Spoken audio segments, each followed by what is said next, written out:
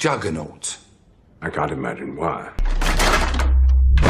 When people talk about the future of the MCU, it usually comes down to the big names like the Avengers, the Fantastic Four, or even the X-Men as a whole. But every now and then, it's fun to look at the characters who haven't really had their chance to shine yet. One of those names that keeps coming up is Juggernaut. And honestly, it makes sense, because even though he's already shown up a couple of times in movies, he's never really been given the full treatment. He's been more of a background player than anything else, but with Marvel slowly setting the stage for its X-Men saga after Avengers Doomsday and Secret Wars, some rumors suggest that Juggernaut might actually get his own solo project. That might sound surprising at first, but when you think about it, it's the kind of bold move Marvel Studios is known for. They've never been afraid to take a character that fans considered underrated and turn them into a major star. Throughout the 3 films we've seen Juggernaut appear in, he hasn't been presented as a very complex character. He's basically just been a big, unstoppable tank who's there to smash stuff and slow down the heroes.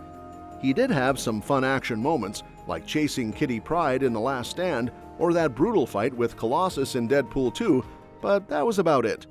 He wasn't layered in the way villains like Magneto or Mystique were. Instead, he came off like a muscle-bound henchman who cracked the occasional one-liner before getting punched out. And that's a shame, because in the comics, Juggernaut is so much more than that. He has an entire backstory that ties directly into one of the X-Men's most important figures, Professor Charles Xavier. Cain Marko, who becomes Juggernaut, is actually Xavier's stepbrother. That family link is one of the reasons his story feels so personal. Cain's father, Kurt Marko, married Charles's mother after her first husband died. But Kurt wasn't exactly Father of the Year material. He favored Charles, saw him as the better son, and treated Cain harshly. That favoritism built up a lot of bitterness in Cain, who already resented Charles for being smarter, more gifted, and secretly a mutant. Cain grew up jealous, angry, and determined to knock Charles down a peg whenever he could. By the time Kurt died, Cain had become this bitter bully who vented his frustrations on Charles and pretty much anyone weaker than himself.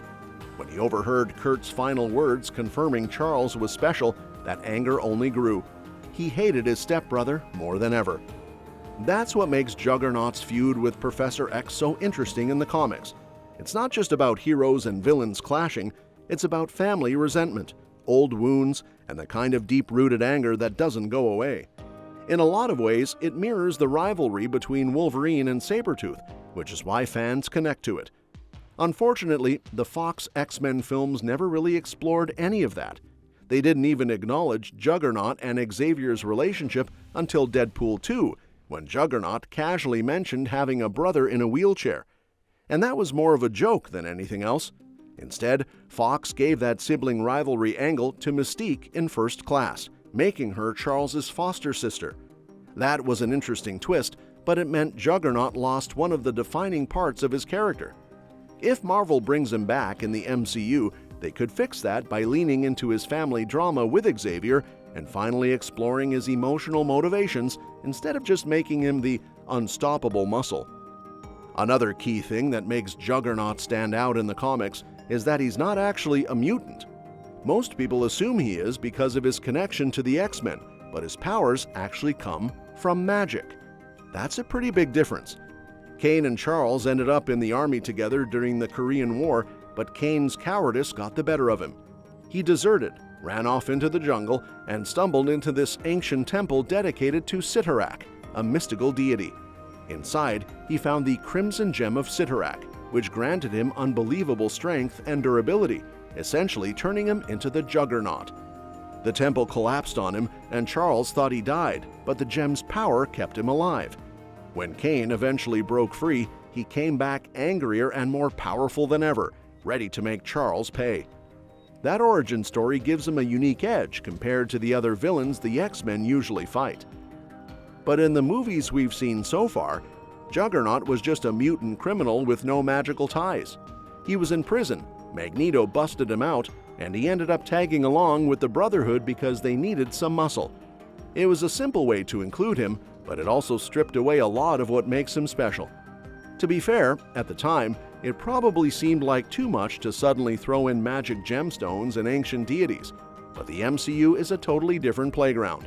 By now, magic and gods are already established through Thor, Doctor Strange, WandaVision, Moon Knight, and even Agatha all along. Introducing Juggernaut's comic-accurate origin wouldn't feel out of place at all. If anything, it would make him stand out more. This is where the idea of a solo Juggernaut project gets exciting. Because while people might assume his story wouldn't be strong enough to carry a whole movie, it actually could. His backstory with Charles gives you the family drama. His connection to Cyttorak brings in the supernatural element, and his own inner conflict, always living in someone else's shadow, feeling overlooked, turning his anger into violence, creates plenty of emotional depth. It's the kind of story that Marvel loves to use when they want to elevate a character who was overlooked before. And if the rumors are true that the MCU's X-Men saga will kick off with some solo movies focused on underrated characters instead of jumping straight into the main team, Juggernaut fits that strategy perfectly. Think about how Marvel took characters like the Guardians of the Galaxy, who are basically nobodies outside of comic fans, and turned them into household names. Or how they made Iron Man, who wasn't even close to Marvel's most popular hero, the centerpiece of the entire MCU. They've proven over and over again that they can take characters people underestimate and give them massive appeal. A solo Juggernaut movie could do the same thing, especially since audiences are already familiar with him from previous films but have never seen his full story told. It would be both familiar and fresh at the same time. Of course, a solo project wouldn't mean Juggernaut suddenly turns into a hero. He's always been more of an anti-hero or a straight-up villain, but that's part of what could make his movie different. We've seen the MCU experiment with darker or more complex perspectives, like in Loki or even Black Panther with Killmonger's motivations. A film about Juggernaut could explore that gray area between villain and tragic figure, showing why he is the way he is. And later, when he crosses paths with the X-Men in bigger team-up movies, audiences would already have that deeper connection to him. They'd understand why he hates Xavier, why he lashes out, and why he's more than just an unstoppable wrecking ball. Another benefit of a Juggernaut project is how it could tie into the larger MCU themes. The X-Men are all about identity, family, and how people deal with differences. Juggernaut fits into that perfectly, but from a slightly sideways angle since he's not a mutant. His powers come from a mystical source, but his resentment and rivalry with Charles put him right in the heart of the X-Men story. Exploring that would give the X-Men saga a different kind of villain to start with instead of immediately jumping into Magneto, who's probably going to appear at some point anyway. Marvel might want to hold Magneto back at first, the same way they took their time before bringing in Thanos. Juggernaut could be a great early focus, big enough to carry weight, but not so big that he overshadows what's coming. A Juggernaut solo project in the MCU makes a lot of sense because he's recognizable but not overused, offering action, emotional depth, and a mystical backstory that fits into Marvel's world of gods and magic. Unlike his shallow portrayals in Fox's films, the MCU could finally explore his rivalry with Professor X and tragic past, giving him real weight.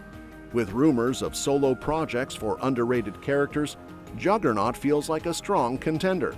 His mix of power, family conflict, and personal bitterness could make him a standout character while setting the stage for powerful X-Men clashes in future movies. Well, that's it for today. Let me know what you think in the comments below.